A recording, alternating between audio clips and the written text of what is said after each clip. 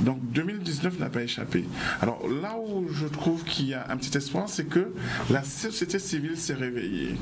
Et je crois que les gens ont intérêt à s'inquiéter de la sorte, parce que lorsque vous avez un interlocuteur, vous pouvez le berner, mais lorsque vous avez une population, il est beaucoup plus difficile. Et je crois que 2019 a initié ce que va être 2020, c'est-à-dire une année de rupture avec tout. Il nous faudra au moins 100 concerts de Kassav pour apaiser les gens. Et sans bout et sans 2 heures de queue. Joyeux anniversaire. Il nous faudra aussi, pas de l'eau, parce que tu vois, on a de l'eau quand même. Puisque tu l'as dit, on n'est pas dans les territoires secs. Et j'ai rigolé parce que je m'intéresse au projet. J'ai lu quelque part dans une commune, j'oublie son nom, dont le responsable ne savait pas exactement quelle était la population de la Guadeloupe et qui a décidé de faire une retenue d'eau et de faire un parcours sportif pour des jeunes. Alors j'ai pensé effectivement que c'était une boutade et après je me suis dit non. Lorsque j'ai regardé cette commune, c'est vrai qu'il y a un fort taux de seniors. Et je crois que l'idée qui est derrière, c'est de pouvoir, à défaut d'utiliser la réserve d'eau, le parcours sportif aquatique qui va être fait, c'est pour les seniors. Donc ce que la vie ne va pas réussir à faire en angoisse, avec le sport, il risque de tuer la plupart des seniors qui vont rester dans ce territoire. Mais ceci dit, il n'y a pas que ça. Non, c'est 2019. Non, c'est des points très sérieux. Et le troisième aspect, c'est l'action sociale en Guadeloupe. Vous vous souvenez, j'avais discuté en disant que lorsqu'on va avoir le prélèvement à la source, la configuration sociale sera tout autre parce qu'effectivement, ça va relever le niveau de paupérisation de la Guadeloupe. Et on est en plein dedans aujourd'hui. Non seulement les gens ne mangent pas à leur faim, ne se soignent pas, parce qu'effectivement, on a, et je te rejoins, failli dans tous les domaines, la circulation, donc le déplacement, intra ou extra-urbain. On a fauté dans la prévision des professionnels qu'il nous fallait. Encore ce soir, j'écoutais le répondeur où une personne disait qu'il y a une personne qui a fait un AVC qui était dans l'incapacité d'avoir les professionnels qu'il fallait pour pouvoir se rééduquer. On a failli dans tout ce qui était préventif pour une société qui est en train de vieillir. Par contre, là, on a réussi en 2019, et je crois qu'en 2020, on a montré qu'on était très bon dans ça. C'est dans les fêtes et réceptions. Et là, je te rejoins. Si on arrête effectivement les vœux, c'est vrai qu'il y a un point de l'économie qui va faillir, c'est celui des traiteurs, puisque chaque année, ils sont contents effectivement qu'on fasse 10 vœux par municipalité à minima. Mais je crois que cet argent, on peut le réinvestir quelque part parce qu'on a quand même perdu 10 à 20 000 personnes. Et ça, c'est la relève de la Guadeloupe. Je reste persuadé, je dirais encore 10 000 fois, ce n'est pas nous, les sortants, qui allons construire ce pays-là. On a besoin de notre jeunesse.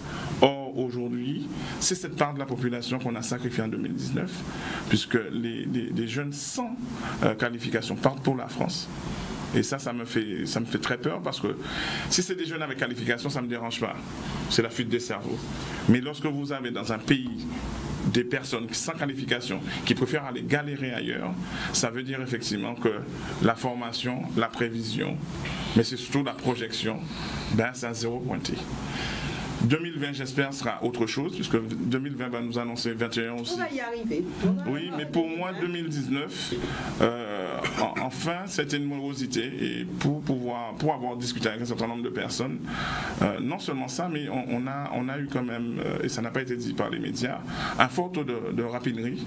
C'est-à-dire que les gens se sont retrouvés dépossédés de leurs petits biens, leurs petits caisses d'épargne, parce qu'effectivement, d'autres personnes ont décidé de prospérer, c'est-à-dire de ne pas travailler, mais de récupérer le fruit du travail des autres. Et pour une société vieillissante, vous savez, les gens sont très attachés à leurs habitudes, leurs animaux, tout ça, et de se voir déposséder et ne pas avoir de réponse, parce que la société ne les écoute pas.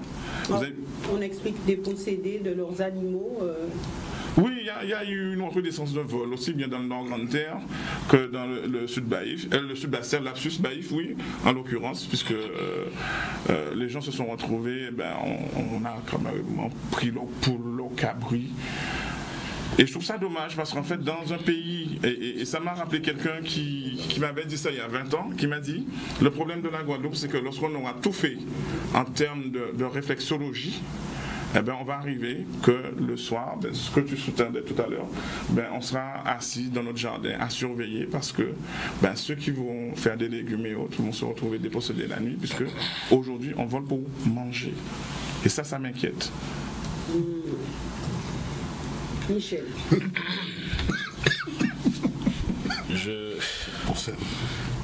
Non, mais je suis le plus jeune du plateau. C'est vrai, ça? Enfin, sans faire injure à ta fraîcheur, je suis le plus jeune du plateau et je m'en voudrais de participer à ce festival de pessimisme. Non, mais je m'explique. Voilà, ce festival de pessimisme où visiblement rien pas bon en Guadeloupe, point rien pas bon. Voilà, moi, excusez-moi, en Yantimoun. Et je veux que chaque matin, à défaut de lui offrir un pays Guadeloupe meilleur, en tout cas je veux lui laisser cet espoir et lui donner cette culture du meilleur, voilà, du mieux et de se battre pour son pays Guadeloupe. Donc avec toute l'admiration que j'ai pour Delgrès, je ne participerai à aucun suicide collectif et aucune lamentation ni pleurnicherie. 2019. Merci pour les autres. Hein? Non, pas du tout, j'ai donné mon point de vue. Après, chacun s'exprime. Voilà. C'est à cas qu'on va dire qu'il n'y a pas plaisir à nos secs, c'est un sec. Pas de souci. Non, très clairement et très sérieusement, c'est-à-dire que oui, il y a eu plusieurs constats en 2019 qui sont parfois des usures, c'est-à-dire qu'après un certain temps où on a montré que pas mal de systèmes étaient acculés, où on était vraiment à bout, on a vu qu'il y avait beaucoup de problèmes de gestion. Il n'y a pas de problème d'eau en Guadeloupe. Il y a un problème de gestion de l'eau qui a conduit aujourd'hui à cette situation. De la même manière, l'hôpital dont parlait Evita, le CHU, la crise du CHU, en fait, est la conséquence d'une très mauvaise gestion du CHU. Et à bien des niveaux, c'est qu'on a eu une suite de mauvaises gestions de plusieurs choses. Quand Harry disait que depuis les années 90, effectivement, on alertait déjà sur le fait que nous qui avons un problème à de l'eau. Je sais que Félix Proto l'avait dit début des années 90. Félix a dit la prochaine urgence du pays Guadeloupe, c'est l'eau. Félix l'avait dit début des années 90 ou autre. Je veux dire, depuis là, qu'est-ce qui s'est passé? Bon, mais voilà, ça veut dire qu'on a échoué sur plusieurs choses. D'accord, une fois ce constat fait, le postulat est là, on a eu des échecs de gestion. Moi, j'ai envie et ma jeunesse me l'impose. Quand je dis ma jeunesse, c'est-à-dire ma génération, me l'impose d'avoir cette volonté de se battre pour son pays Guadeloupe et de laisser les choses au mieux, faire au mieux. Et puis voilà, nous sommes censés être des générations améliorées de génération en génération. En tous les cas, on doit avoir profité des expériences précédentes. Donc je veux absolument me distinguer de ce concert, de cette marche funèbre. Mais finalement, ça t'a coupé, tu dis la même chose. Non. Je veux bien t'entendre, non, mais tu dis la même chose. Non, en mais fait, tu dis exactement pareil. Didier aussi, je veux juste finir. Je t'ai laissé parler. Je vais te laisser finir, mais tu non, mais tu peux pas me laisser finir. Laisse-moi finir tout simplement. C'est comme toi, ne le dis pas, fais-le. Alors, je vais te dire, moi, j'ai envie aujourd'hui qu'on puisse laisser cette porte ouverte à l'espoir chez les jeunes qui viennent. De par mon métier, de par mon métier d'artiste, mon métier d'enseignant, je m'interdis d'avoir ce pessimisme. Alors oui, les choses sont compliquées en Guadeloupe. Les choses sont très très compliquées et elles sont compliquées pour plusieurs raisons. Oui, elles sont encore plus difficiles parce que certains ont une certaine difficulté de promiscuité. On peut trouver toutes sortes de choses, on peut tout expliquer. Une fois qu'on a fait ce constat, moi je veux essayer d'agir pour que mon pays Guadeloupe soit meilleur. Et je vais finir juste comme disait Tyrolien, à crier pour percer le tympan de nos frères endormis. C'est tout. En nous rouler, en nous goumer. Oui, effectivement, ça arrête dans plein d'autres pays. Alors, moi, un jour, ça vient. Qu'attendent tout ça, les camarades qu'a dit, hein, mais moi, un jour, ça vient un moment qu'elle nous goumer pour ça, nous va passer, quoi. Pour payer la plus belle, plus fort, c'est tout. Voilà, c'est tout. Si je peux me permettre. Oui. Excuse-moi, mon ami Samir. Non, je ne vais pas rentrer en guerre avec mon ami Michel, mais j'ai vraiment l'impression que tu as dit exactement, tu as tenu les mêmes propos que nous. Tu es en train de dire ce que tu aurais souhaité, comment tu aurais souhaité que le pays avance. Mais ton constat, il est le même. C'est pour ça que je suis pas pessimiste non plus, mais on nous demande de constater l'évolution ou l'état du pays. Tu es en train de me dire qu'effectivement le pays a plein de problèmes, qu'il y a des problèmes de l'eau, même si tu fais l'amalgame entre l'eau et la gestion de l'eau. Non, pas du tout. Pas du tout. Même si tu considères que c'est un problème de gestion. Tu as peut-être pas entendu, mais Harry, il expliquait que 2020, voilà, il voit pas d'issue. Et c'est en ce sens que j'ai dit, c'est parce qu'Harry a dit qu'il ne voit pas d'issue que j'ai dit que je veux être optimiste. Oui, mais voilà, c'est tout. Oui, non, mais tu as expliqué, mais je veux dire.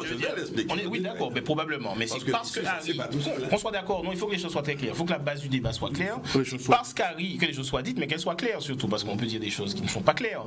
C'est parce parce qu'Harry a dit qu'il ne voit pas d'issue que moi j'ai dit attention messieurs, quel que soit le constat, je veux qu'on aille de l'avant et qu'on se batte. Voilà. Le problème, c'est-à-dire que charnière ou décisive, bref, toute époque forcément charnière, parce que Nice est faite avant, c'est qui est faite après, elle est décisive, de fait, parce qu'elle vient avant quelque chose. 2019. Oui, non, mais en fait, même à présent, donc il faut qu'on.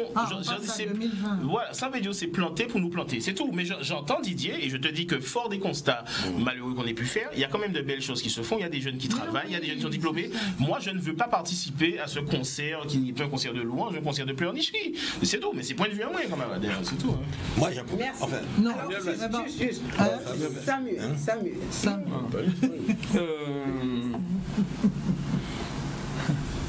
2019, je vais aller un peu dans le sens de ce qu'a dit, ce qu'ont dit mes prédécesseurs. Hein. C'est vrai que nous sommes sur un groupe WhatsApp 2.0. C'est vrai que Michel a toujours prêché l'espérance, l'espoir. Hein. La foi, l'amour. La foi, l'amour. Nous sommes un peu comme ça, mais nous sommes aussi très réalistes. Il faut pas. Alors, il y a une sorte de. On dit qu'il y a une sorte de Guadeloupe bashing. Aujourd'hui, c'est pas ce que je constate. C'est-à-dire, je constate qu'aujourd'hui, quelle que soit la petite chose qu'on fait en Guadeloupe, on est très très bon. On est très bon. On aime dire qu'on est bon dans tout, même quand ce n'est pas. Alors, sur des petites choses, alors je ne vais pas prendre parce que je vais me faire taper sur le dos, c'est vrai que des choses qui sont purement secondaires, mais quand Ariane Stade dit qu'on ne peut pas construire un pays sans eau, mais c'est le bœuf à bas même d'une société. Et pas parce que souvent, il y a de l'eau qui se perd en plus, parce que parfois on est obligé d'appeler les opérateurs pour leur dire qu'on a, alors que nous sommes en train de, il y a des gens qui n'ont pas d'eau, et vous avez parfois 2-3 jours d'écoulement d'eau dans certains points de la Guadeloupe. Donc si ce n'est pas la cause d'une incompétence, je ne sais pas ce que veut dire ce mot. Parce que dans l'acception, c'est vraiment cela. Donc il y a une négligence, il y a une incompétence, et puis il faut aussi, je pense que nos politiques apprennent à être humbles. Parce que les politiques français, souvent ce sont des énarques, des polytechniciens, des gens qui sortent des grandes écoles. Ils ont une façon de voir la politique globale du pays. Alors même s'ils échouent, ils font des choses. Nos politiques sont parfois déconnectées avec la réalité. Et parfois avec ce monde, avec le monde socio-professionnel. Ce sont les socioprofessionnels qui vont redresser ce pays-là, de toutes les manières. D'ailleurs, j'ai entendu un des responsables dire qu'il y aurait peut-être une liste de socioprofessionnels parce qu'il y a des choses à faire. Un pays qui se vide, c'est un signal. Un pays qui perd chaque année 5, 6, 7, 8, 10 000 habitants, c'est quand même c'est significatif. On ne perd pas des habitants alors que c'est un très beau pays. C'est un très très très beau pays. Donc, moi je dis que sans être... je ne suis pas pessimiste, mais j'ai l'impression d'échouer tout le temps. C'est la petite nuance, c'est ça. C'est-à-dire on fait des choses, on met des choses en place. Et après, 5 ans après, on se réveille. À chaque décennie, 2019 a terminé une décennie. Là, c'est une nouvelle décennie. Donc, en 2009, les services de l'État et les collectivités majeures s'étaient rencontrés pour avoir un syndicat unique. Tout devait se régler pendant 10 ans. Nous sommes en 2020, nous sommes dans la même situation, mais vraiment la même situation, rien n'a bougé, rien n'a changé, à part effectivement quelques tuyaux changés par-ci, par-là. Avec quelques amis, je peux le dire, parce que parfois on n'aime pas dire les choses, mais je préfère le dire. Avec Maurice Arconte, avec Didier Tabor, Woody Manet et moi-même, vendredi je suis tombé sur un barrage, et j'ai appelé Maurice Arconte, je disais à Maurice, moi j'ai vécu ça parce que je me suis arrêté un moment, enfin les gens ne sont pas fous. Des personnes d'âge qui sont sur un barrage et qui se font pousser par des policiers, qui eux-mêmes ne croient pas en ça, puisque je discute avec des policiers qui le font mais de manière gênée. Ils savent que la population a raison. Des gens ne peuvent pas rester pendant une semaine dans un milieu rural sans eau. Et ce n'est pas des gens qui ont les moyens de se payer des bouteilles d'eau, il faut le dire. Alors qu'est-ce que j'ai décidé de faire? Je me suis dit, non, ça c'est pas possible. En tant que citoyen, je ne suis pas un élu, mais il faut que je prenne mes responsabilités de citoyen. Donc j'ai appelé Maurice Arconte, j'ai dit à Maurice, il faut qu'on trouve une solution à ça. Donc on a appelé un opérateur, un vendeur d'eau, et on s'est dit, bon, on va offrir 4 palettes à cette population-là. Alors c'est vrai qu'on a essayé vendredi, l'acheminement n'était pas possible, samedi tout était fermé, dimanche aussi, lundi matin on est passé à 30, mais ce matin ils ont été livrés. Et alors je vous parle à Margaïa, il y a des gens qui qui reçoivent aujourd'hui des bouteilles d'eau parce que 4 personnes ont décidé de le faire. Pourquoi on a fait cette action-là? On n'a aucune prétention politique, c'est juste pour, dans l'exemplarité, dire que les amis, si 2, 3, 4 personnes peuvent faire ça, eh bien, si on peut reproduire ça de manière presque quasi systématique dans cette population-là, eh bien, peut-être qu'on peut se donner la main et que la solidarité peut changer un certain nombre de choses. Moi, on n'est pas encore arrivé à l'année 2020, mais c'est ce que j'aurais souhaité. Et je dis qu'il va falloir faire attention parce qu'il y a parfois des jeunes qui viennent sur les plateaux. Alors il y a des gens qui... Moi j'ai pas de problème avec ça. Je reconnais, on peut ne pas aimer la façon, on peut ne pas aimer la manière. Ce sont des jeunes. Et hier je regardais l'émission et je regardais les jeunes et dans une commune, pour ne pas la nommer, à Saint-François, où la population venait, c'est une sorte de communion transgénérationnelle, et les vieux venaient à côté des jeunes qui leur avaient permis d'avoir de l'eau. Mais ils ont fait ça comment? Eh bien, par la force. Eh bien, forcément, quand ça se fait, ils sont obligés d'aller prendre en otage une mairie pour faire bouger le maire, pour que le maire se dise enfin, je vais pouvoir offrir. C'est à ce niveau-là que nous sommes. C'est grave. Donc, je ne sais pas qui a tort dans cette affaire-là, mais je me dis qu'on a un vrai problème dans cette société-là. Voilà. Moi, ce que je voulais dire, je n'ai pas beaucoup parlé parce que c'est 2020 en fait. Moi, je ne suis pas une personne qui reste dans le passé. Moi, ce que je voudrais dire, mais non, parce que ça me paraît important de le dire, parce qu'il y a des gens qui nous écoutent. Et là, je rejoins souvent d'ailleurs, on nous associe tous les deux. Je suis entièrement d'accord avec Michel.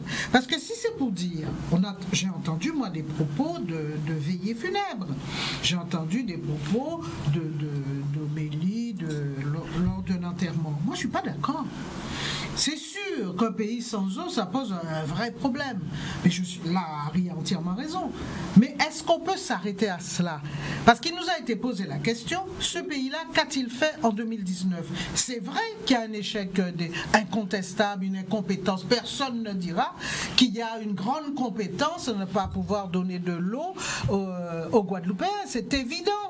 Mais est-ce que je peux me permettre de dire, c'est fini, pleurons tous ensemble, on a tout échoué? Non, je dis que nous avons de grandes capacités en nous. Nous faisons aussi des choses extraordinaires. Et c'est à partir de ces choses que nous faisons et qui sont notamment, j'ai donné tout à l'heure rapidement des éléments de solidarité. Donc cette capacité à un moment donné face à une situation de faire sens, de faire pays, cela, il faut l'utiliser. Parce que la seule chose qui doit nous intéresser, c'est comment faire maintenant. Table rase, il y a énormément d'erreurs, il y a des incompétences notoires, mais que pouvons-nous faire pour justement changer les choses? C'est ça qui m'intéresse. Est-ce que ce soir, il est question de mettre en opposition optimisme et réalisme? Est-ce que ce prisme-là est correct? Mais je ne vois pas. On peut être. C'est pas parce que on dit qu'on est optimiste, c'est-à-dire qu'on est persuadé qu'on peut arriver à quelque chose que je ne vois pas, je ne constate pas, je n'analyse pas comme tout le monde ce qui se passe dans le pays. Mais je dis aussi, à côté de cela, il y a cela. Et cela, c'est comment dirais-je, ces éclats d'intelligence par rapport à tous ces jeunes, ces éclats d'innovation, cette volonté d'aller vers l'autre et tout ça, cette appartenance, ce sentiment que certains ont d'appartenance à un pays, je dis bien certains, il faut le développer. Et à partir de là, on peut construire, mais on ne peut pas se contenter de dire les élus ne sont pas capables et le pays est foutu. Non, ce pays-là s'est toujours relevé. Toute l'histoire de ce pays, c'est qu'il s'est toujours relevé. Donc c'est à ceux qui ont le savoir, à ceux qui ont la connaissance, à ceux qui ont l'expérience comme Harry Ancelade, justement, de parler aux autres, de montrer aux autres. Parce que sinon, c'est ce que j'entends tout le temps. La Guadeloupe en battait, c'est fini pour nous. Alors en 2020, là on a entendu, 2020, 20 sur 20. Alors c'était sur toutes les lèvres, 2020, 20 sur 20. Alors est-ce que ça ne veut pas dire que les choses iront mieux? Didier, ensuite Raymond. Non, je ne pense pas que c'est faire preuve de pessimisme.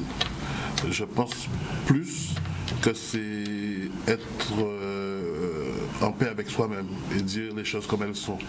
Ensuite, j'essaie de me poser des questions.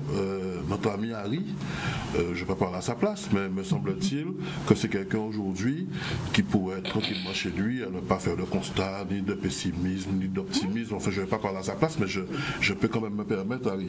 Et je me dis que c'est quand même... Il faut tirer quand même la sonnette. Il me semble qu'il faut dire les choses, il ne faut pas caresser que dans le sens du poil aujourd'hui. Parce que oui, éviter le pays, c'est toujours relevé. Bon, on savent que nous, un jour, il peut élever si nous continuons comme ça. Parce que moins Adam et vie en moins des moments fait jusqu'à aujourd'hui là, en pas quoi quand j'avais la Guadeloupe, en plus mauvais l'état qui j'ai aujourd'hui là. Donc c'est ça mon problème. Mon problème c'est que oui, en 80, là t'es quand manqué 10 000 euros à l'hôpital, là, nous t'es payé quand même passé en 81. En 81, t'es quand manqué 20 000, nous passons en 82, parce que t'as là pour on couche, t'as là pour on portelette. C'est pas vrai parce que c'est voilà, nous dans le détail, et puis nous des problèmes de gestion. En 90, nous à 100 000, en 2000, nous à 1 million, et en 2010, nous à 10 millions. Et puis, en certains moments, oui, en 80, nous étions relevé, mais en 2010 à 2020, c'est plus possible. Laissez atteindre en summum. Donc moi, je considère que ce n'est pas faire preuve de pessimisme que de dire les choses comme elles sont. Je pense qu'il faut quand même qu'on tire la sonnette d'alarme. Il faut qu'on se prenne en main aujourd'hui, parce que ce n'est pas l'année qui est décisive pour moi. C'est les heures qui sont comptées, les jours, les mois. Chaque jour suffit sa peine aujourd'hui. Donc, quelque part, je me considère pas en tout cas comme pessimiste. Et un homme qui réussit dans un pays qui recule, pour moi, il n'y a pas de progression.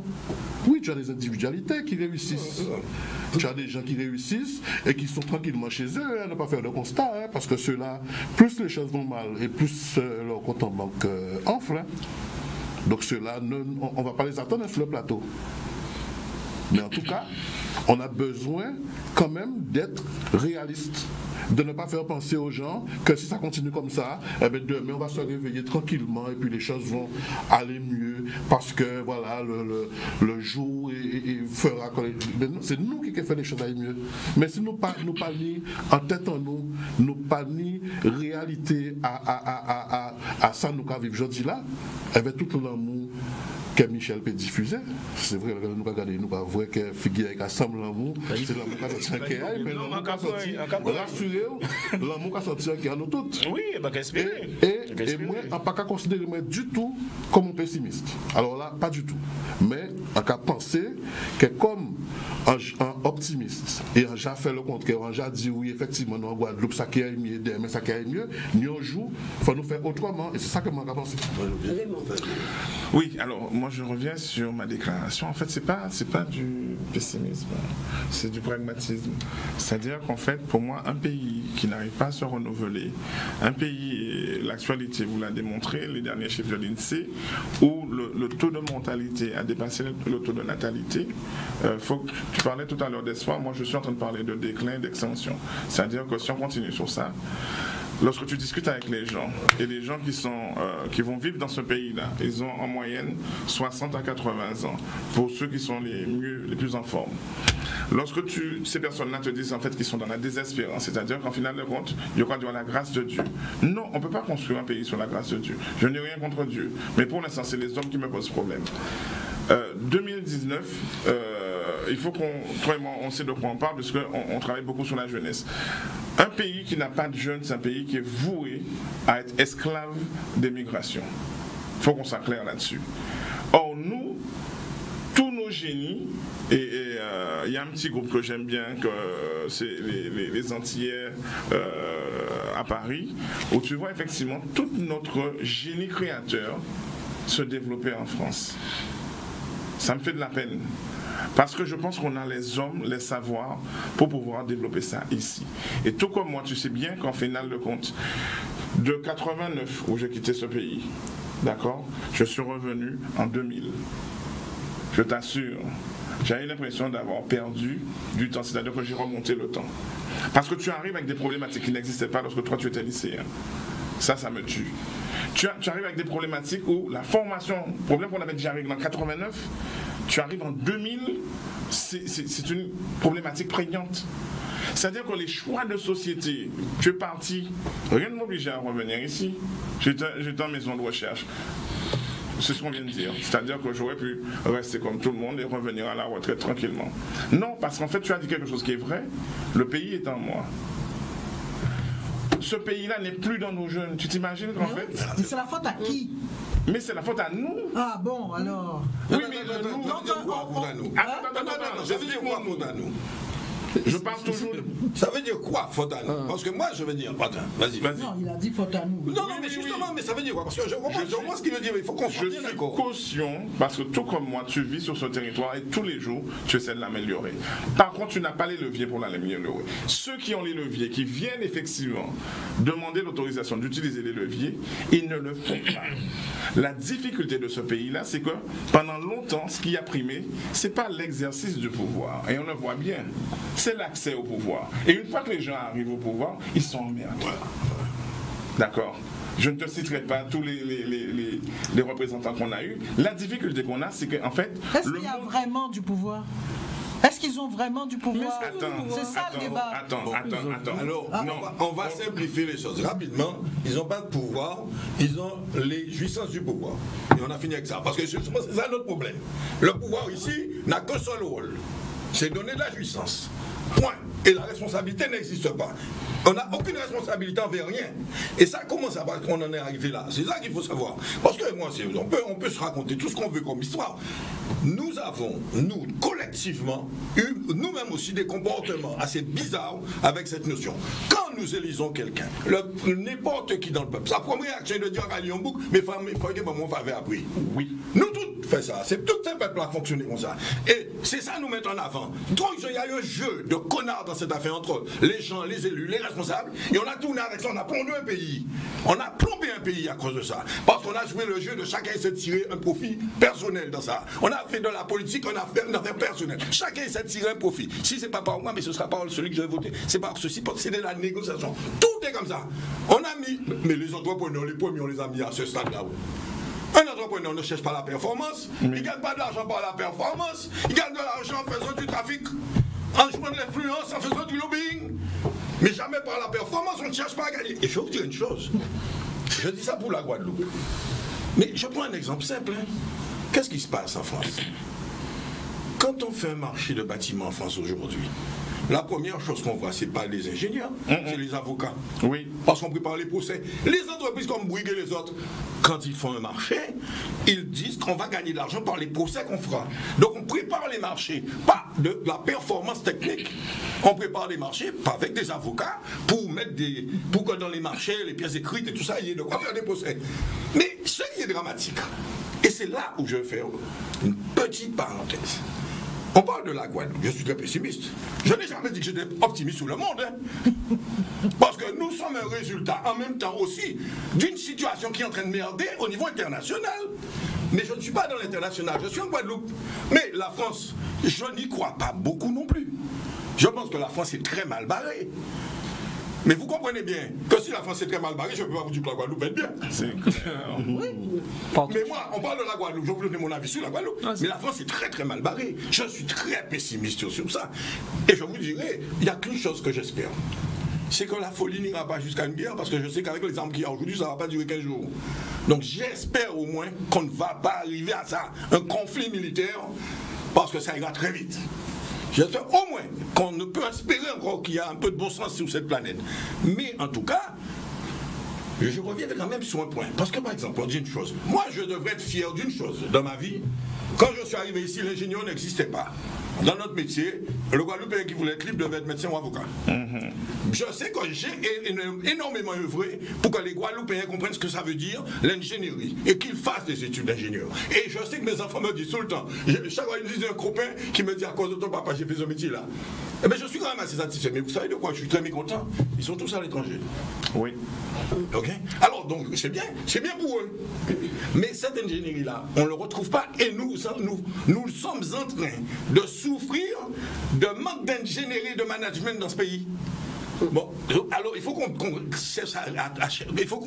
décide une bonne fois pour toutes à crever l'abcès. Alors je vais être pessimiste sérieusement et je n'ai aucune intention d'être optimiste.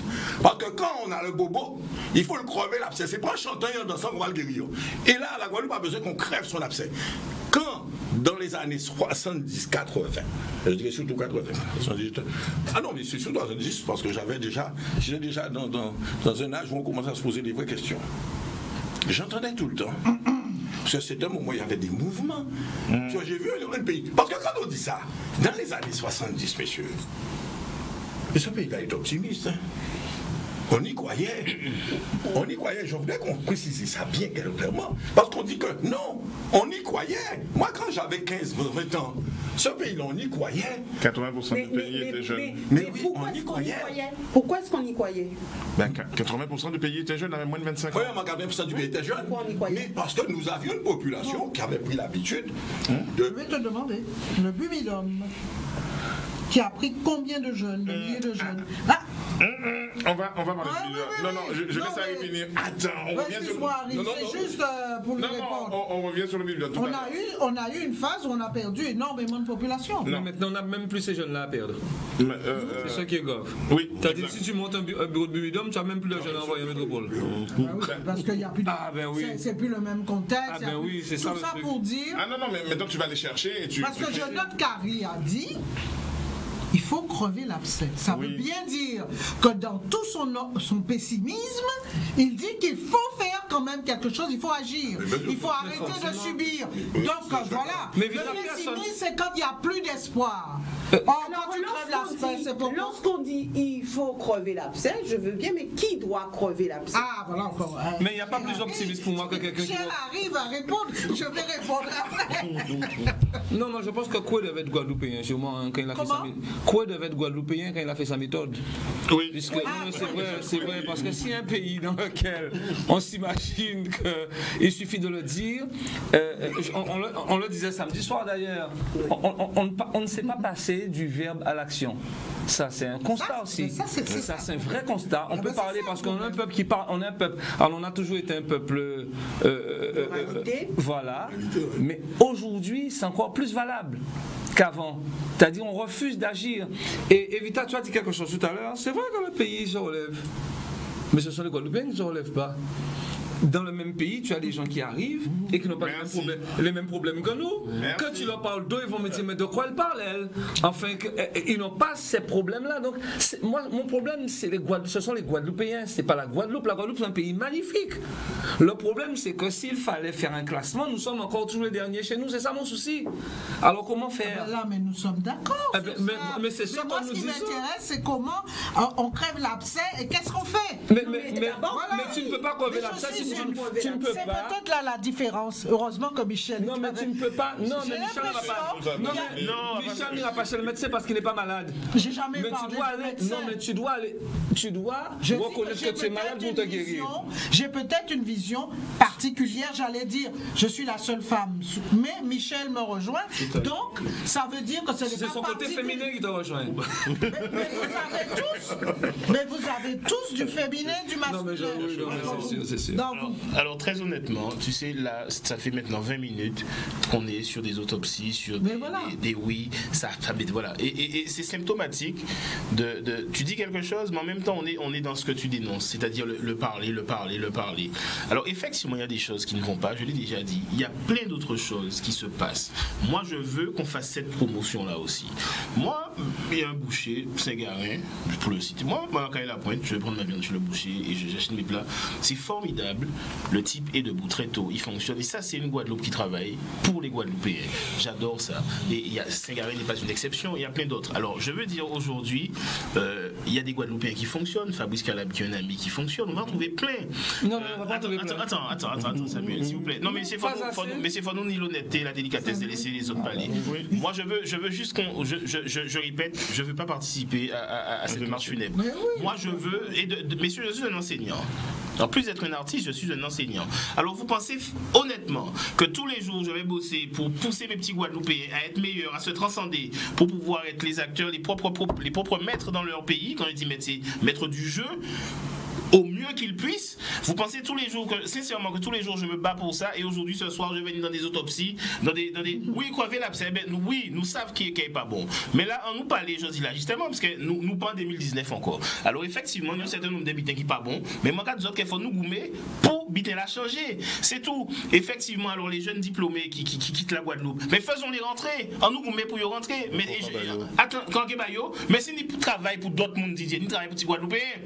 Non, attends. Chaque jour, attends, attends, bravo, moi, mais chaque jour, on nous fait comprendre, non, oui, peut-être, probablement, alors chaque jour, on nous fait comprendre qu'il faut que des Guadeloupéens partent au Canada, qu'ils partent ailleurs, nous, les Guadeloupéens, Canada et Dubaï, tout côté, pas de problème, il n'y a pas tous les postes ici, j'entends bien, mais, messieurs, il faudra sincèrement que vous soyez forts pour me faire comprendre que tous les Guadeloupéens, pour qu'ils réussissent, pour qu'ils aient un travail, il faut qu'ils partent à l'étranger, donc pas ni travail pour les Guadeloupéens, mais ni travail pour mon autre bord, qui a travail ici, et qui n'est pas même diplômé des fois ou qui a diplôme égal. Mais si on nous arrête. Alors je répète juste sur ce point, moi j'ai envie que ça change. J'ai envie de me battre pour ce pourquoi en quoi je crois. C'est tout. Après, on a fait un certain nombre de constats. Qu'a fait pour ça changer? C'est tout, moi c'est l'un.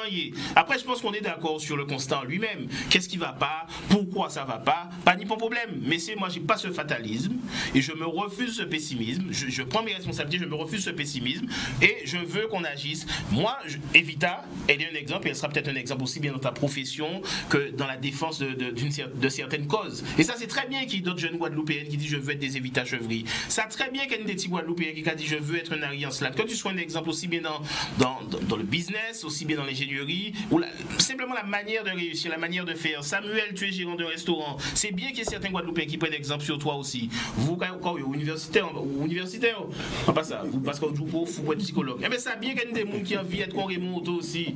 Je veux ça. Didier aussi, je suis un entrepreneur. Il y en avait avant toi, il y en aura après toi, et je souhaite aussi qu'il y en ait plein qui se disent je veux réussir, comme Didier aussi, qui a produit Kassav, ce mec-là fait quelque chose de bien.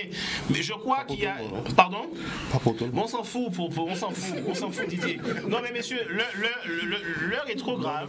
Non, mais je pense que l'heure est trop grave pour que je puisse m'enfermer dans une vision pessimiste de la chose. Il n'y a pas de problème.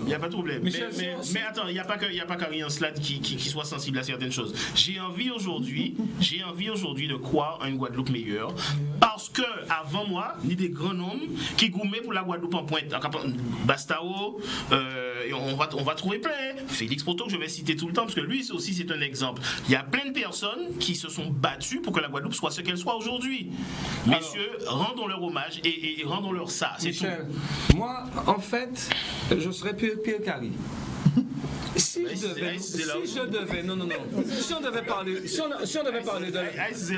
parler de la vraie Guadeloupe, je pense pas, le tableau serait beaucoup plus noir que ça. Mais beaucoup plus noir que ça. Puisque, entendre Michel, on ne vit pas la même Guadeloupe. J'étais administrateur de la chambre de métier, j'ai connu la chambre de métier. Aujourd'hui, on va regarder ce qu'elle est, la chambre de métier. Mais on peut prendre plusieurs exemples comme ça. Rien n'a fonctionné jusqu'à aujourd'hui. Je n'ai aucune raison de dire que ça fonctionne. Si je le dis, je suis malhonnête intellectuellement. Je peux le dire pour juste le dire.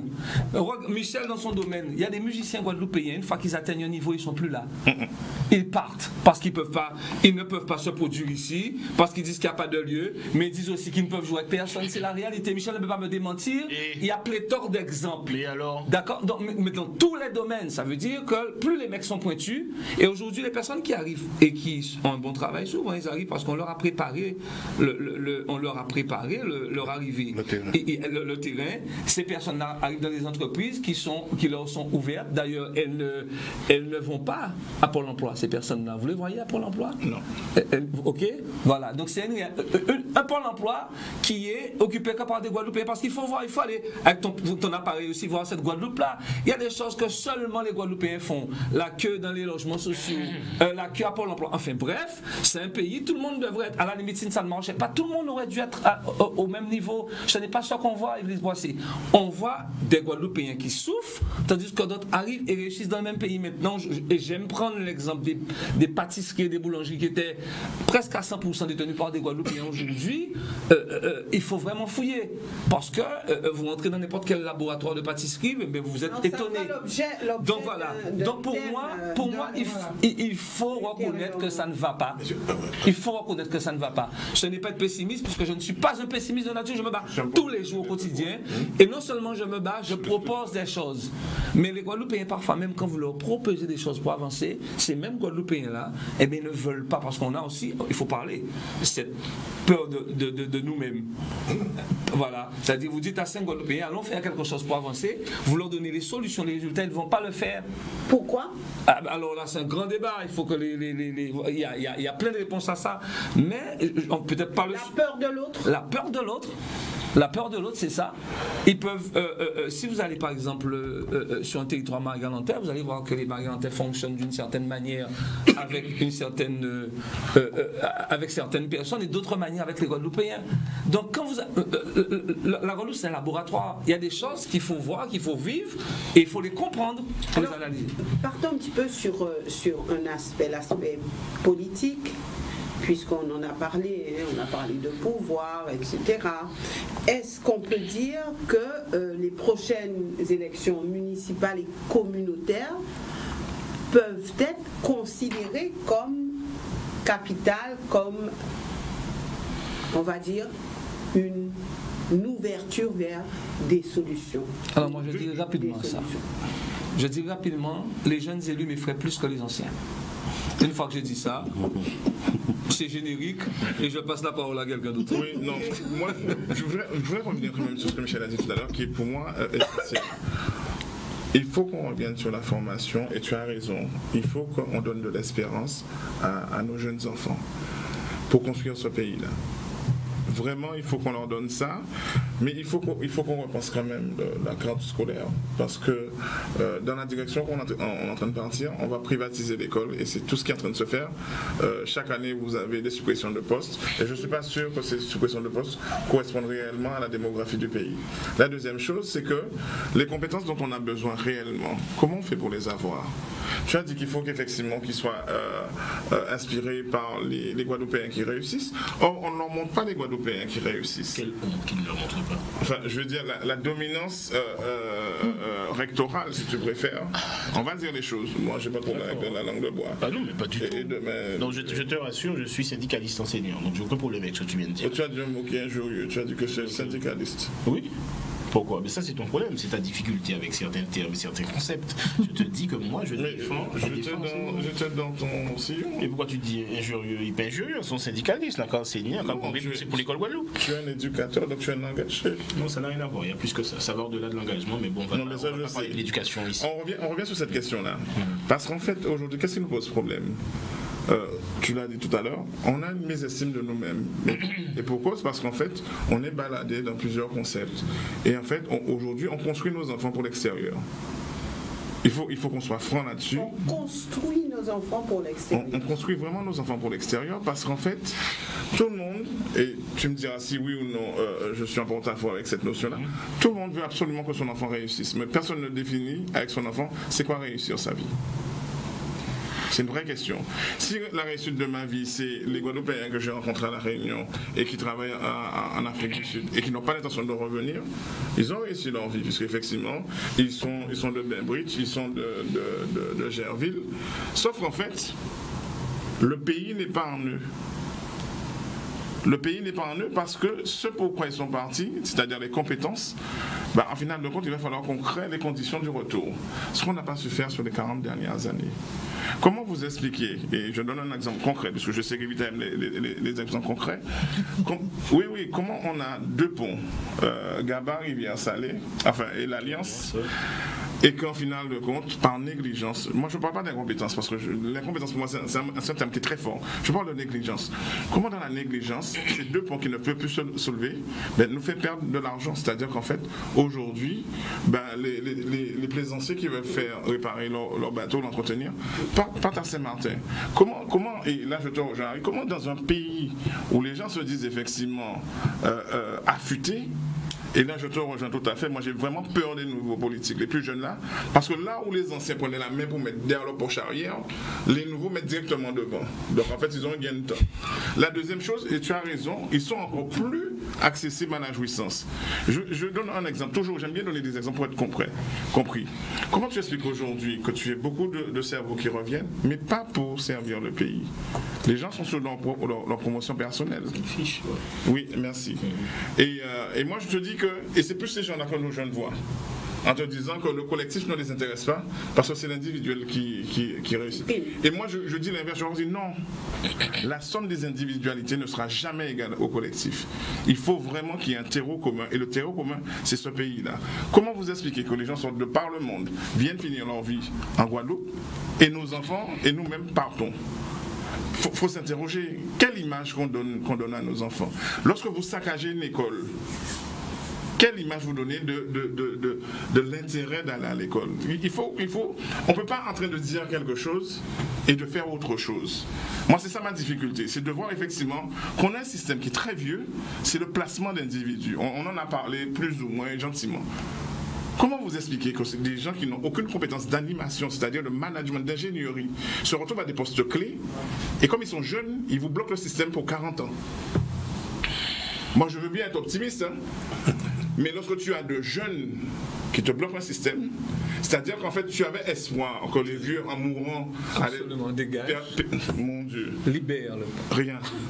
Et c'est peut-être ça qui fait que lorsque tu discutes avec les personnes, pas plus tard qu'hier, je discutais avec un groupe de Rosaires, pour ne pas les citer, et tu sens que les gens sont plus dans la prière que dans le combat.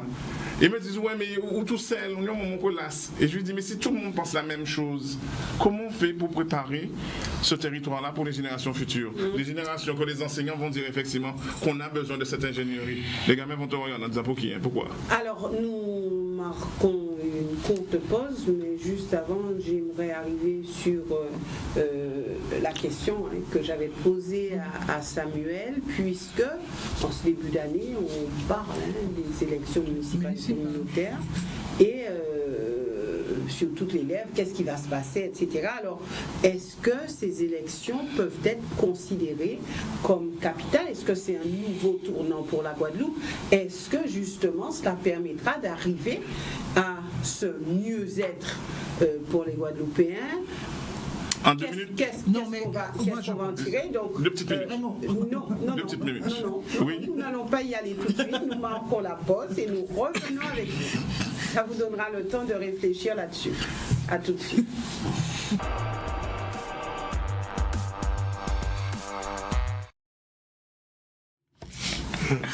Voilà, nous revenons avec nos invités pour cette émission et un thème, c'est vrai, qui offre beaucoup de pistes, mais l'année 2020, nous allons nous focaliser là-dessus parce qu'il faut quand même penser cette année 2020. Est-ce que c'est une étape décisive pour la Guadeloupe? Et au niveau de l'année 2020, il y a les élections municipales et communautaires, en tout cas pour le mois de mars. Alors, que pensez-vous de cela, puisque vous dites il y a des problèmes récurrents, voilà, il faut faire quelque chose, il faut crever l'abcès, il faut qu'on aille dans le bon sens. Pensez-vous que ces élections soient vraiment décisives pour que nous puissions, en Guadeloupe, prendre un nouveau départ ou un autre tournant? Didier? Oui. Je regarde, je l'ai débaptisé, en cas qu'il y a besoin de Michel Amour.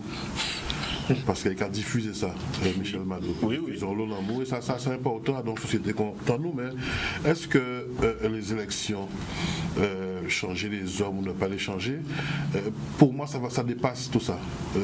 Pour moi, l'avenir du pays, c'est les Guadeloupéens. Déjà. Les élus sont des Guadeloupéens. Oui, ils sont des Guadeloupéens élus, mais ils ne peuvent pas tout faire seuls déjà. Mais ensuite, il faut, en mon sens, une vraie conscience collective. C'est pour ça que je préfère même dépasser le cliché des élections, puisque un nouveau maire qui prend une mairie avec un gros déficit, qu'est-ce qu'il va pouvoir faire? Il va pouvoir faire quoi? S'il y a une cinquantaine de millions d'euros de déficit, il arrive, il a plein de projets, plein la tête, mais il fait quoi? Oui, mais il fonctionne en intercommunalité. Il passe un coup de fil à l'Élysée, on efface la dette et on redémarre. Oui, mais même, moi je pense que notre difficulté, elle dépasse la politique. Pour moi, c'est l'humain, c'est les Guadeloupéens qui doivent vraiment se remettre en question et chacun de notre côté voir comment on peut avancer, dépendamment de la chose politique. Chacun de son côté, est-ce que c'est pas quelque chose de virtuel? Est-ce que c'est palpable? Chacun de notre côté, est-ce que vous c'est savez, pas là où ce il y a qui le est mal? virtuel pour moi, c'est de considérer que le politique peut tout changer. Moi, je veux dire que pour moi, c'est ce qui est virtuel. Parce que quels que soient les hommes que nous mettrons à nous diriger, ils seront choisis, élus, mais moi, j'aurai les mêmes problématiques. Moi, il va falloir que je me réveille, que j'aille chercher la ressource. Et que, voilà, je veux dire que pour moi, c'est là, être dans un monde virtuel. C'est considérer que les élus sont là pour nous rendre la tâche facile. Les élus représentent les citoyens qui ont bien ou mal voté, comme dirait monsieur Lamou la dernière fois. Mais moi, je considère que j'ai envie de dépasser le clivage politique pour parler de mon pays aujourd'hui. D'ailleurs, les événements nous montrent et nous démontrent que la chose politique est pratiquement dépassée aujourd'hui. La société civile prend la main sur son avenir, c'est important. Avant de passer la parole à Evita, nous avons un appel de téléspectateurs, nous le récupérons. Bonsoir, nous vous écoutons. Oui, bonsoir. Oui. Bonsoir aux invités. Bonsoir. Bonsoir, monsieur. Est-ce que les élections vont appeler quelque chose? Non, pas du tout. Et par contre, je ne suis pas contre le fait d'aller voter. Parce que je vois le vote, c'est une loi que le peuple n'a pas. Donc je ne pas. Donc moi, je pense que sur le principe, je vais voter quand même. Même si je ne suis pas naïf, je sais bien que les hommes politiques, et ça a toujours été comme ça, d'accord? Et même dans l'avenir, parce qu'on parle de Barack Obama, ce que vous voulez, c'est un politique, Barack Obama, c'est un politique. Donc, même s'ils sont là, même les minorités, il ne faut jamais, je pense le mot jamais, ils ne vont jamais inverser la tendance. Il faut apporter quelques améliorations dans certaines domaines, mais ils ne pourront jamais inverser la tendance. Il faudrait plus de amélioration. D'accord? Donc, effectivement, on ne doit pas, comme certains disent, se croiser les bras et attendre. Mais vous pensez que les choses vont changer avec les hommes d'aujourd'hui? Vous pensez vraiment que les choses vont changer avec les hommes d'aujourd'hui? En 2020, qu'est-ce qui va changer avec les hommes d'aujourd'hui? Pourquoi les choses changent? Il faut bien que l'homme aille dans le même sens. Et quand lorsque je parle de l'homme, pas seulement au niveau de la Guadeloupe, je le dis souvent, d'accord, la Guadeloupe n'est pas exempte du monde. Tout ce qui arrive à l'extérieur, donc ce serait naïf de voir que tous les autres pays ont des problèmes et nous, Guadeloupe, on n'a aucun problème, nous sommes dans le paradis. Vous avez vu ça où? Vous avez vu ça où? Et bien, je vais vous dire un truc, pour que le système change, et quand je parle du système, pas seulement les hommes politiques, je parle de la population terrienne, il faudrait qu'ils aillent même dans le même sens. Mais comment faire pour aller dans le même sens, messieurs? Parce qu'il y a beaucoup de bonnes idées.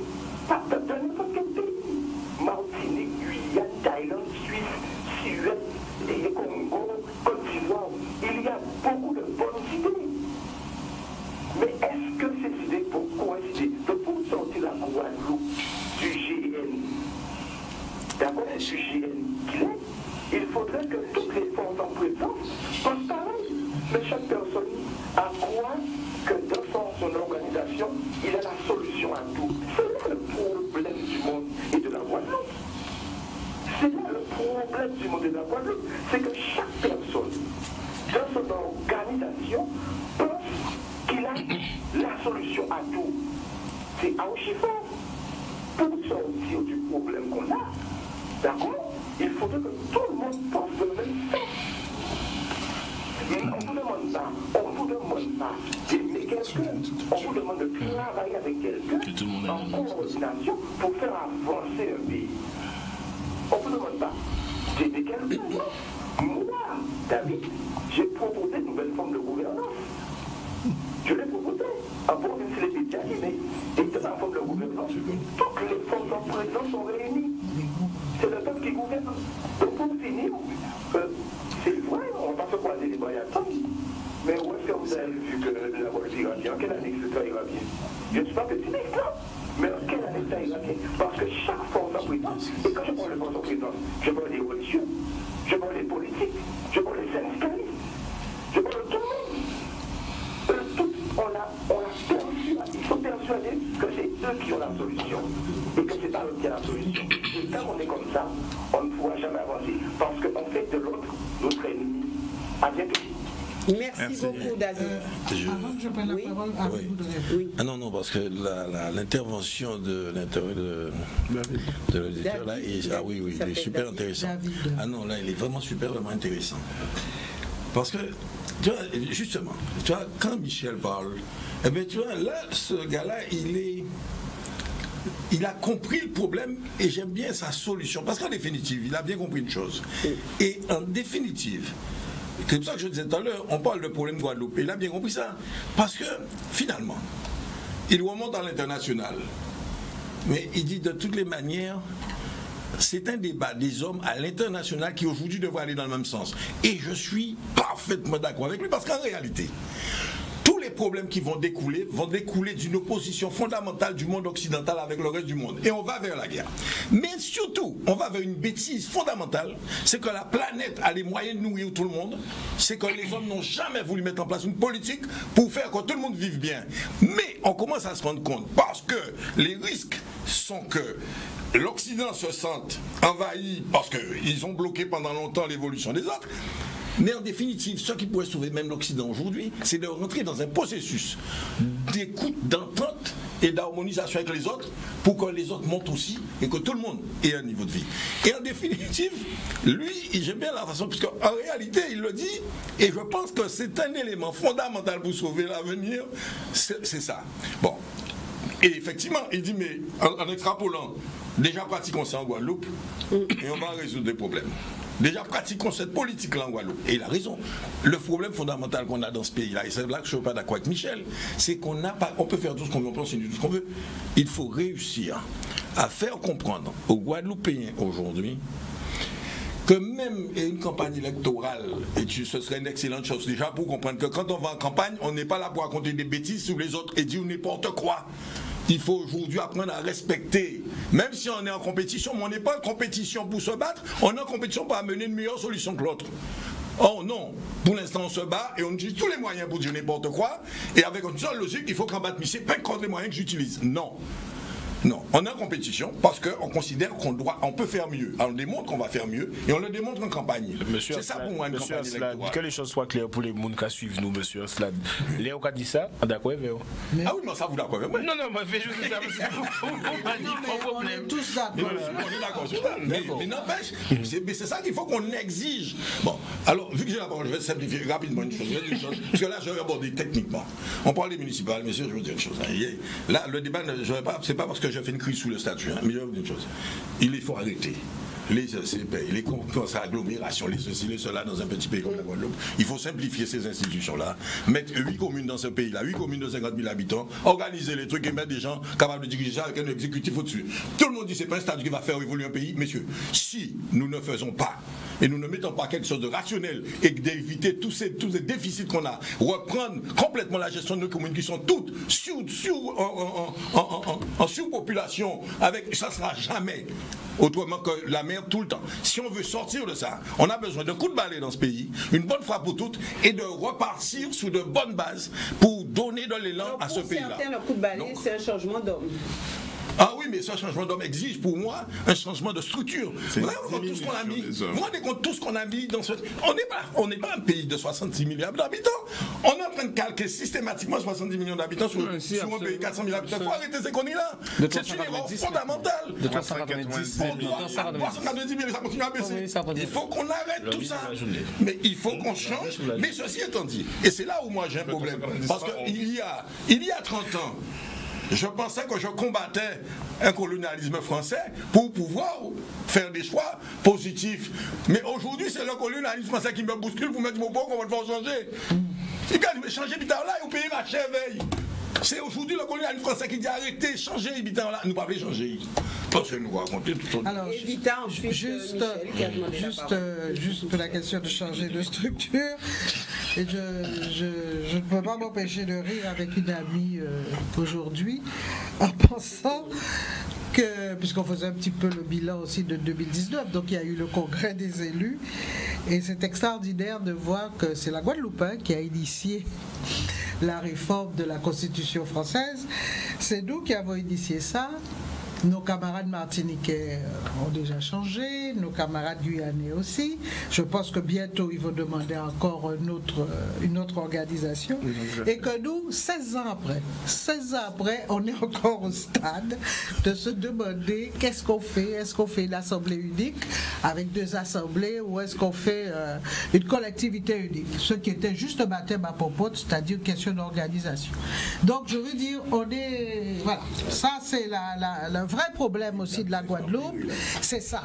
C'est le fait que nos élus manquent peut-être, je ne sais pas de quoi ils manquent, mais ils ont tellement peur de ne pas être réélus. Et comme on a distillé la peur dans le cœur des Guadeloupéens en 2003, c'est sûr qu'ils sont encore 16 ans après, je veux dire. Alors que je pense que les Martiniquais et les Guyanais doivent se dire, attends, c'est bien eux qui ont poussé Chirac à changer la Constitution, et ils en sont à se dire encore, bon, qu'est-ce qu'on fait? Ça, c'est la première chose. Je voulais parler, moi, de l'élection municipale. Alors, la question, elle se pose, est-ce que c'est important?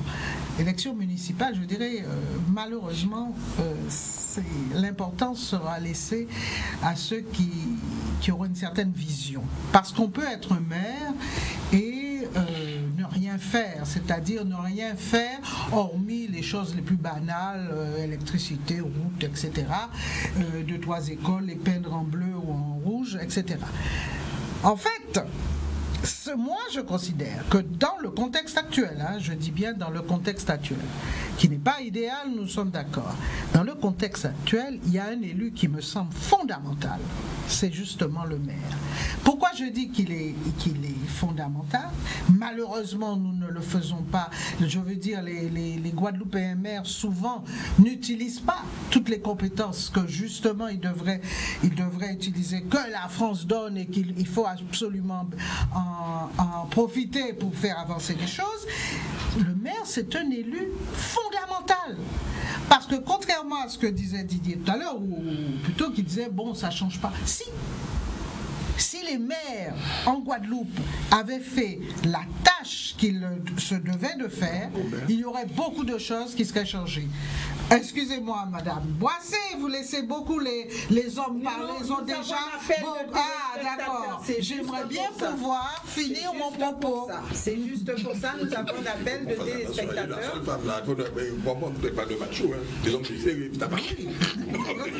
Bonsoir, nous vous écoutons.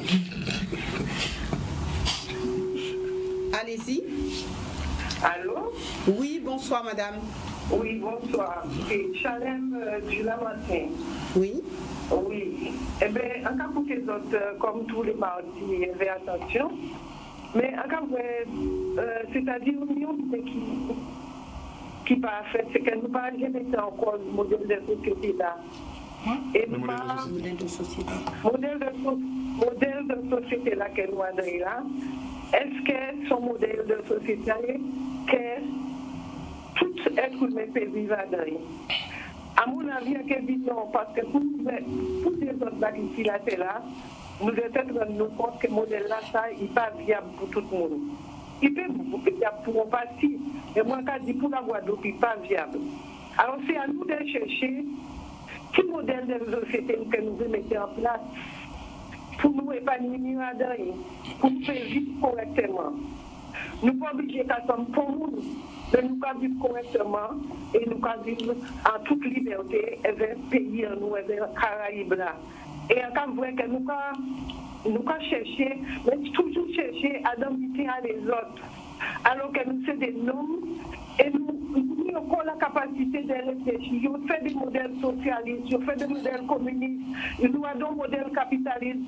Et est-ce que nous, Guadeloupe, nous avons la capacité de réfléchir à un modèle qui fait nous vivre bien en Caraïbes, avec tout Caraïbes, avec nous-mêmes à nous, et pour nous épanouir, nous, avec tout le monde, nous pas partir comme ça. Alors, moi, c'est ça, c'est vrai des autres. Et en TV des autres, on habité. Pas ni longtemps, ni des jeunes, ou Guadeloupéens qui levaient. Nous pas chercher à savoir quand c'est une atteinte inventaire. Tout le monde, en fait, tout le monde, mais en l'homme, pas si nous sommes contre ce petit bouc-là, alors que c'est trois petits monde dans nous qui ont dit qu'ils ont mis assez vers ce système-là, ça. Et au lieu de nous chercher, quand ils ont dit nous tous ces copies, parce qu'il y a une méthode là, qu'il y a employée là, pas de café mon plaisir, continuer une méthode que nous avons, continuer pour décider nos méthodes. Alors que nous parlons tous les jours, nous parlons des pour méthode, c'est tous les jours pour gourmet pour obtenir un budget. Alors, c'est ça que je dis à des autres, mais en cas de disant que si une solution, en cas quoi qu'il n'y a pas de télévision là, nous pouvons y aller. Allez, merci. Merci, merci. Alors, on poursuit et puis après, Michel.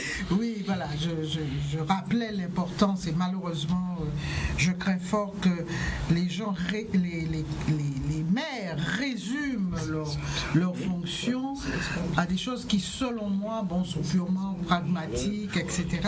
Alors que comment dirais-je, Didier tout à l'heure disait, mais c'est pas le maire qui peut changer les choses au niveau du développement. La politique d'une manière générale. La politique en général, voilà. Mais moi je dis que non. Pourquoi? Parce que le maire a, et je ne cesserai de le répéter, une compétence éducative qu'il n'utilise pas. Le maire, je sais qu'il y a des villes en France, par exemple, où il y a un énorme travail. Prenons le cas de la Vendée. Il y a un énorme travail qui est fait sur l'identité vendéenne, par exemple. D'ailleurs, ils ont même fait le Puy du Fou. Où quand on rentre là, quand tu sors de là, si tu veux dire, tu as acquis toute la fierté du peuple vendéen. Les maires, même les premiers, évoquent la perte de budget qu'ils ont dans leur mairie aujourd'hui. Je veux dire, nous sommes d'accord. Les premiers. Non, nous sommes d'accord sur ça. Ce que je veux dire, c'est qu'il y a une politique identitaire que doivent mener les maires, une politique environnementale que doivent mener les maires. Ils doivent créer aussi la beauté. Parce qu'il y a une chose qu'on oublie dans ce pays. C'est vrai que le pays est magnifique. Je suis d'accord avec toi, Sam. Mais nos villes ne sont pas belles. Je suis désolé. Souvent, nos villes sont un peu de briques et de broc. Or, on sait maintenant que dans la construction de la personnalité, et justement autour de la délinquance et tout ça, le fait de vivre dans du lait a un impact, a une influence. Or, tout ce qu'on a construit là dans Pointe-à-Pitre, surtout les premiers HLM et tout ça, ça a fabriqué, qu'est-ce que ça a fabriqué? Ça a fabriqué la première délinquance urbaine, elle vient de là. Donc, je veux dire, ils ont un rôle, selon moi, fondamental. En plus, on parle d'entrepreneuriat. En France, il y a des écoles où depuis petit, on apprend aux enfants, à leur âge, à être de petits entrepreneurs, à monter des petits projets d'entreprise, etc. Il y a des choses fabuleuses à faire. Bon, le développement personnel, il y a aussi des maires qui ont alors là, tu parles effectivement d'argent, mais de plus en plus, les maires font appel à des privés, l'argent privé. En Martinique, ils l'ont fait. Letchimy l'a fait. Donc, je veux dire, on ne peut pas simplement s'arrêter en disant, ça y est, je peux. Parce qu'à ce moment-là, si tu penses que tu ne peux rien faire parce qu'il y a un déficit, n'y va pas. N'y va pas. Ou alors, et l'idée qu'il puisse combler le déficit. Donc, et Et je dis que, pourquoi je dis que c'est très important? Parce que tu vas fabriquer des jeunes gens qui à 18 ans seront beaucoup plus enracinés dans leur pays. Tu vas aussi fabriquer ce que j'appelle l'amour de son pays qu'on apprend et qui n'est pas spontané, qui fait que notamment tes terres, tu vas pas brader tes terres à n'importe qui. Parce que c'est ça le grand problème de la Guadeloupe. C'est qu'on vend énormément. Mais non, même Marie-Galante, il y a beaucoup de terres. Hein? Pour rien. Voilà, pour rien, qui sont vendus. Mais pourquoi? Parce que tu connais pas la valeur, parce que tu sais pas ce que c'est que ce sentiment viscéral d'être attaché à ta terre. Alors là aussi, et ça on va y revenir, puisqu'on sait bien que tout le temps, il a été dit, pas vendre terre banègue. Donc ça, on le sait aussi, ça a été dit. Donc oui, parce que le nègre est censé ne pas avoir l'argent. Peut-être. Oui, mais moi, ce que je veux dire, peut-être intégrer ce qui mène. Moi, ce qui est dommage, je pense que malheureusement, les choix ne se feront pas sur des gens qui ont une vraie vision pour leur pays, mais se feront pour celui qui t'a apporté la soupe, qui a apporté la soupe à la grand-mère, celui qui aura donné 2-3 bons. Et c'est ça notre problème. Donc je dis que ceux qui ont eu le pouvoir et qui étaient des maires nationalistes notamment, c'est ce travail-là fondamental qu'ils auraient dû faire, notamment parce que ça conscientisait les gens, à savoir qu'on ne choisit pas, on choisit un maire pour l'intérêt général et non pas pour un petit intérêt individuel de quelque temps, temporaire en plus. Il t'a donné 2-3 tolls et puis c'est fini. Voilà, c'est pour ça que je dis que c'est pas l'élection qui est fondamentale, mais les gens qu'on va mettre en mars 2020. Michel, ensuite Raymond et ensuite Samuel. Je souscris pleinement à ce que vient de dire Evita. Tu m'étonnes. Et je vais préciser. Tu vas parler d'amour. Je vais préciser. Non, c'est très important. Et je ne savais pas que c'est ce que tu allais dire, mais tous les éléments sont très importants. Il faut commencer par dire quelque chose. Souvent, on dit, à tort, nous avons les élus que nous méritons. C'est nous faire injure à nous-mêmes. Nous avons les élus qui nous ressemblent. Ça, c'est pas pareil. C'est-à-dire les personnes qui se présentent aux élections, ce sont des gens qu'on rencontre. C'est des mouns qui en arrivent avec nous, tous les jours, c'est des collègues, c'est des ceci, c'est des cela. C'est des Guadeloupéens qu'on nous-mêmes qui aillent aux élections. Donc les élus ont le peuple qui mérite. Non, faut arrêter avec ce systématique. Non, très clairement. Nous avons des élus qui nous ressemblent, parce que ce sont des gens comme nous qui vont aux élections, qui sollicitent le suffrage. Il nous appartient aussi maintenant, et là, effectivement, il nous appartient aux gens qui ont une vraie vision et qui se sentent investis justement de ce sentiment profondément guadeloupéen, de se présenter aux élections aussi. Il faut que les choses soient claires. Parce que la nature ayant horreur du vide, je veux dire, quand ce sont des individus qui sont selfish et ANA et qui vont aux élections, mais forcément, si tu as 2 tordus qui veulent le pouvoir, ben ton choix, il va se limiter entre 2 tordus qui veulent le pouvoir.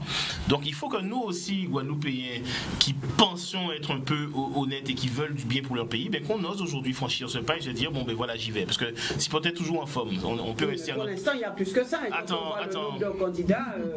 Non, mais c'est pas ça, oui, mais il peut y avoir pléthore de candidats, mais si c'est 10 personnes qui n'ont comme premier projet d'être élu et comme deuxième projet de rester élu, on va pas avancer. Donc la question, elle n'est pas sur ça. Et d'autre part, qu'est-ce qu'il faut pour que ça change? Donc déjà, il faut savoir que le maire, Didier, quoi que tu puisses dire, moi j'ai envie de dire aujourd'hui, c'est le seul élu crédible, le maire. Politique d'aménagement. Comme moi, j'ai dit le contraire. Non, quand tu disais que tu ne crois pas tu ne penses pas que le politique sera la solution. Moi, j'explique juste que si justement des hommes sensés de bonne volonté prétendent à certaines choses et vont dans ce genre d'action, mais il y a de l'espoir et il y a du sens. Le maire, on parle de politique d'aménagement, c'est le maire, c'est l'agglo, c'est tout ce qu'on veut. Politique culturelle, politique d'éducation, quoi qu'on dise encore. Et c'est ça qui va développer ce sentiment ce sentiment naturel d'appartenance au pays Guadeloupe. Ben c'est aussi ça, c'est le maire. Là, dans l'école, qui mettent les petits mouns dans des prédispositions pour comprendre, pour apprendre, pour venir des vrais Guadeloupéens, pour fondément payer à eux. Ça, c'est aussi la compétence du maire. La politique culturelle, c'est le maire et puis c'est la communauté d'agglo aussi. Alors, non, mais attends, à ce niveau, et je suis pas convaincu qu'on n'ait pas de mémis sur notre politique agricole, mais ça c'est encore un autre débat. Mais je veux te dire, on a plein de champs de compétences pour l'instant que les hommes ne maîtrisent pas parce que leur objectif c'est d'être élu et de rester élu. C'est tout, ça il faut le dire. Donc il faut que toutes les strates de cette société prennent leurs responsabilités. Les Donc, élus. Il faut changer tous les élus. Non, à pas ça dit. Il faut être cohérent. Moi, un jour, je me souviens, Bougivine, député de la nation française guadeloupéen, et Yvine, première parole, il dit, il a visité la Fonsara, et là, il dit oui, on va s'arranger, il faudrait qu'il y ait des places supplémentaires en prison. Mais ça minable. Ça minable que tu sois un élu, ton premier projet, c'est de mettre des places supplémentaires en prison. Mais ça montre la perspective que ces gars-là ont pour le pays Guadeloupe. Et on peut faire le tour, il n'y a pas beaucoup d'hommes députés guadeloupéens. C'est là. Donc on peut très bien savoir de qui je parle. Donc il y a ça. Non, mais il faut qu'on soit d'accord. Donc c'est pas tant la fonction, c'est l'homme qui est derrière, quelle aptitude qu'il a. Et d'autre part, il y a l'espoir, la confiance qu'on mise en le politique, qui est l'individu, et aussi il y a un crédit qu'on doit donner à la politique menée par ces hommes. Ça, c'est quelque chose. D'autre part, il faut être honnête, parce que tu parlais d'hypocrisie au début de l'émission. Il faut que toutes les couches, toutes les strates du pays prennent leurs responsabilités et exercent leurs fonctions et leur rôle. Le citoyen. Le citoyen, l'intellectuel, puisqu'on en a, nous ni comme les Guadeloupéens qui écrivent, il n'est pas bon à juste décerner des médailles ou faire des tableaux. Ces métiers, il faut y prendre position aussi, il faut qu'ils soient des éclaireurs, il faut qu'ils soient des phares, c'est aussi ça le rôle de l'intellectuel. Donc on a l'intellectuel, on a l'artiste. Nous ne devons pas rester sur cette position, nous artistes, d'être des mecs subventionnés, des fonctionnaires, nous, au sens fonctionnaire, nous quand ils prennent l'argent à la collectivité là, les nions concerts, en prestations comme ça, nous avons un rôle quand même en tant qu'artiste, tu as une parole à donner, tu as un sens, tu as un éclairage à donner. Mais la vraie question, Ulysse, aujourd'hui, qui donne cet éclairage en Guadeloupe? Et je vais peut-être dire quelque chose qui va froisser. Oui. Mais en grande partie, cette situation en Guadeloupe, on a une vulgarisation de la chose politique. On a nous avons loi Baba qui est au pouvoir. Pourquoi? Parce que les médias n'ont pas fait leur travail non plus, Église. Ça revient, hein? Alors quand tu as un média, non, mais quand tu as un média qui par jour te diffuse 4 telenovelas. À nos pays où ça vient fort taux de chômage. Donc, on m'a les raisons malheureux à Kazaï. Bon, déjà, Bougaï qui est entier, qui a des l'horoscope pour voir si Chouvala qui est rentré. Et on a malheureux qui à Kazaï qui pas travail, qui a regardé 4 telenovelas par jour. De 14h à 18h30. 4 telenovelas, c'est-à-dire qu'après les matins, qu'après à 11h, qu'après à 10h, qu'après à 5h. Comment tu veux construire un pays avec ça? Les médias ont terriblement leur part de responsabilité dedans. Et ça, on ne le dit pas. Alors après ce que je viens de dire, peut-être que certains médias vont plus passer ma musique à l'antenne. Je me dis, bon, à la limite, c'est pas trop grave, parce qu'ils ne payent pas tous la SACEM, donc j'ai pas de problème avec ça. Mais je veux dire qu'il y a un moment, il faut aussi que les médias prennent leurs responsabilités. Quand un individu vient, et nous des boucs quand même qui sont des journalistes, tu as des confrères ou des collègues, je ne sais pas comment tu les appelleras, qui ont leur diplôme de journalisme, qui ont des compétences. N'importe qui va venir raconter n'importe quelle salade sur le plateau, ils vont jamais le mettre en difficulté sur sa nullité. Sur sa nullité.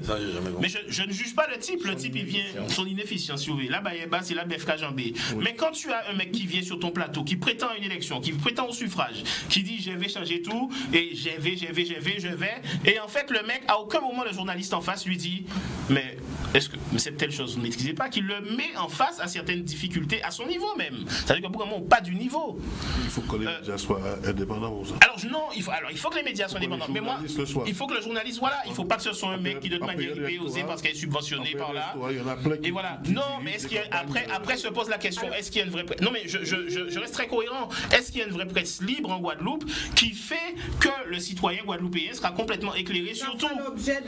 Non, mais est-ce que le citoyen guadeloupéen sera éclairé sur tout? Eh bien, Yves, désolé, on a la société que nous, on a formée nous-mêmes. Mais par contre, et je persiste, Evita a raison, s'il y a bien une élection où on peut impacter sur le quotidien du Guadeloupéen, eh bien c'est l'élection municipale.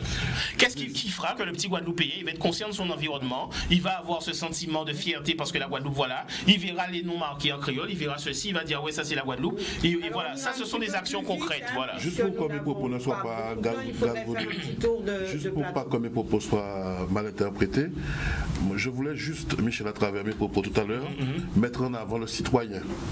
Je ne veux pas inculquer à mes enfants de rester en attente et qu'un politique va tout changer pour leur avenir. C'est exactement ce que je voulais te dire. Oui. Je veux pas, il faut pas que tu dises, en aucun cas, je ne mets pas en doute le travail de maire ou de politique. Non, tu n'as pas mis en doute je ne veux pas, et toi qui es dans la pédagogie justement, je ne veux pas inculquer aux gens qui m'écoutent ou à moi-même que je me réveille demain et que le maire, effectivement, il a un certain nombre de pouvoirs et il va tout régler. Il faut qu'il y ait une conscience collective. Moi, c'est exactement le message que je veux faire passer. Parce que depuis il faut savoir qu'il y a des trois personnes qui font fond si politique pour y évoluer. Et c'est nous qui pouvons faire ça changer. C'est ça veut dire.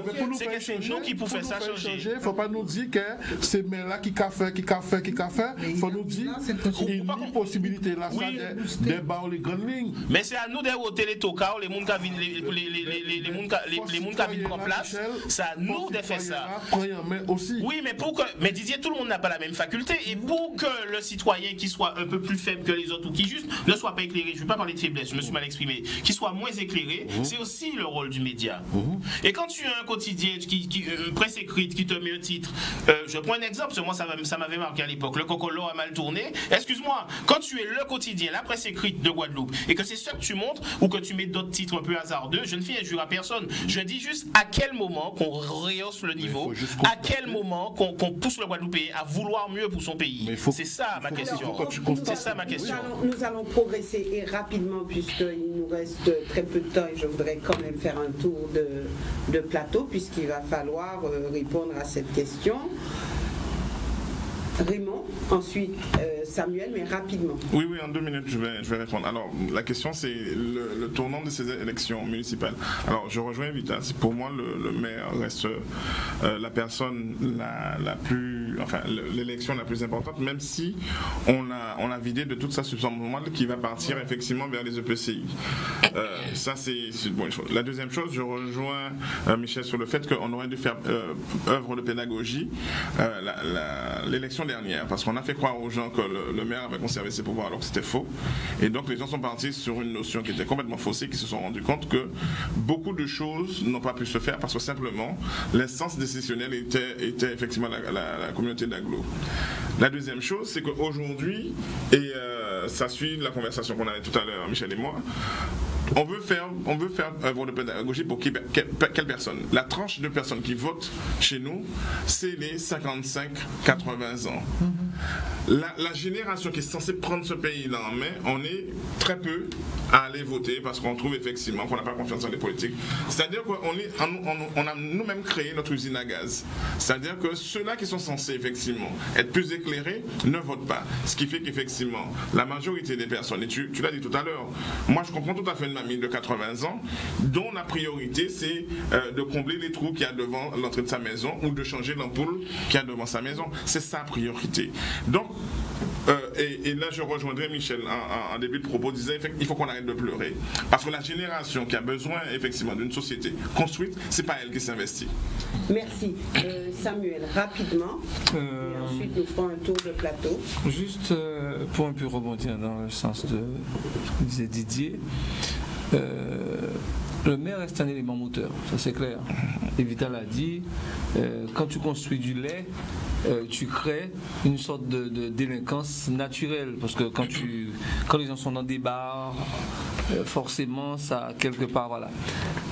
Mais je comprends très bien ce que Didier dit, puisqu'il faut quelque part enlever de la tête des gens qu'ils ont besoin des politiques. Et Harry l'a dit dès le départ, c'est le peuple qui, quelque part,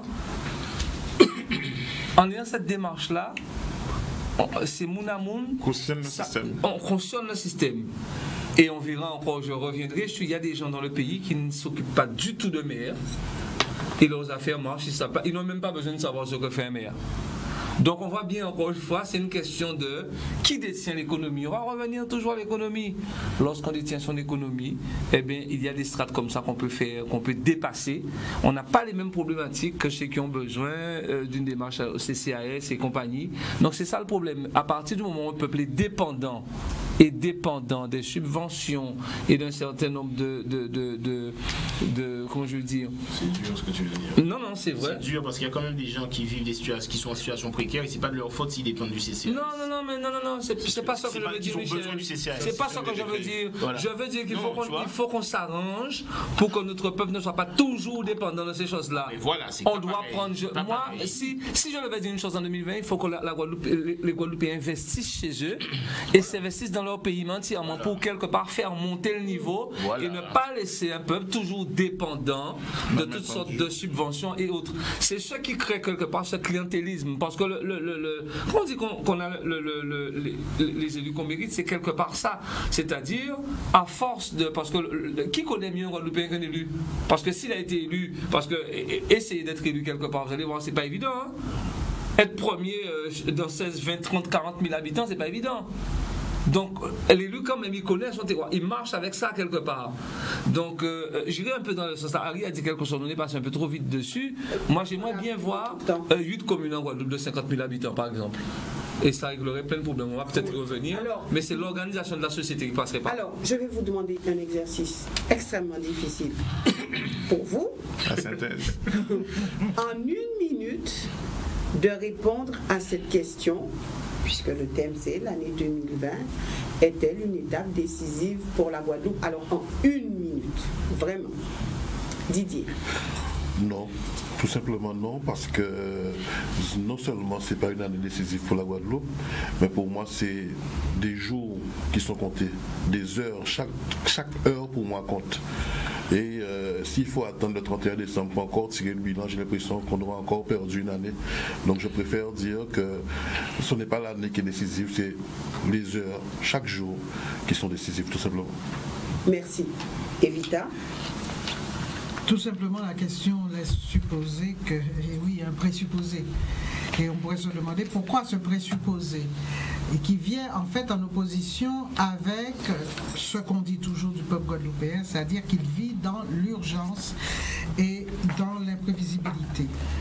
Moi, je dis que il ne faudrait pas poser la question, il faudrait l'affirmer, et ça, c'est un leader qui peut l'affirmer, parce qu'il serait là, justement, face à toutes ces perturbations, ces difficultés du peuple guadeloupéen à agir sur le réel.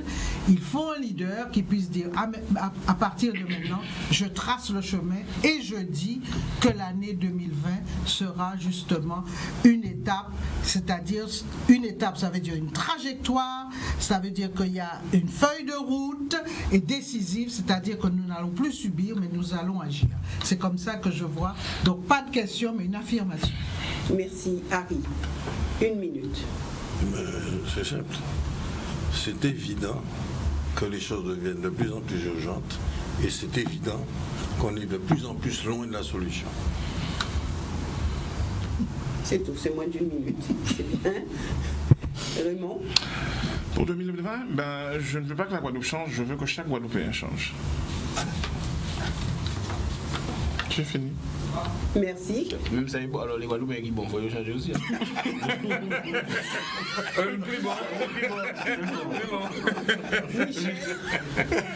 Je vais être très bref.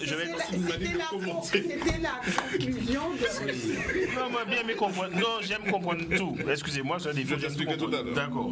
Je vais faire très court parce que j'ai beaucoup parlé tout à l'heure. Moi, en septembre, j'ai dit, on nous pas veiller la ligne, on nous planter. Oui. On nous pas veiller la ligne, ni attendre, on nous planter. Voilà, c'est tout. Il faut veiller la ligne et vous planter. C'est évident que il faut nous planter. Il faut qu'on plante, qu'on arrête, qu'on fasse les choses, que chacun fasse ce qu'il sait faire et ce qu'il doit faire. Et à partir de là, il n'y a pas de problème. Le jour dans une équipe, un attaquant, si chacun joue son rôle dans une équipe, l'équipe elle gagne. Mais c'est l'Union Gaulle qui décide de faire attaquant, après l'Union Milieu qui décide de descendre. Après, là, effectivement, nous on va pas gagner. Samuel. On peut se dire que 2020, 20 sur 20, on va chercher la note et puis on essaie d'être meilleur, d'être beaucoup plus performant cette année. Alors ça peut être une année 20 sur 20? Ça peut être une année 20 sur 20. Si on se donne les moyens. Donc là, on démontre tout ce qui a été dit précédemment. Ah oui, mais non, mais c'est pour pouvoir, mon cher ami, on n'est pas pessimiste. Tu me rassures. On va reprendre le débat alors. Voilà. Non mais 20 sur 20 c'est 1. Depuis le 1er janvier, on a déjà perdu des points. Ouais. Non mais Didier, 20 sur 20 c'est 1. 20 divisé par 20 c'est 1. Enfin. Merci à vous d'être venus sur ce plateau. Merci aussi à vous, téléspectateurs, de nous avoir suivis pour cette première émission, que les choses soient dites, première émission de l'année. Et ne ratez pas ce rendez-vous le mardi, puisque les thématiques à venir sont très intéressantes et très importantes. Et puis, vous vous appropriez cette émission, c'est très bien, et vous aurez l'occasion, vous aussi, de donner votre avis, de réagir concernant ce qui sera dit sur le plateau. En tout cas, merci à tous et excellente soirée.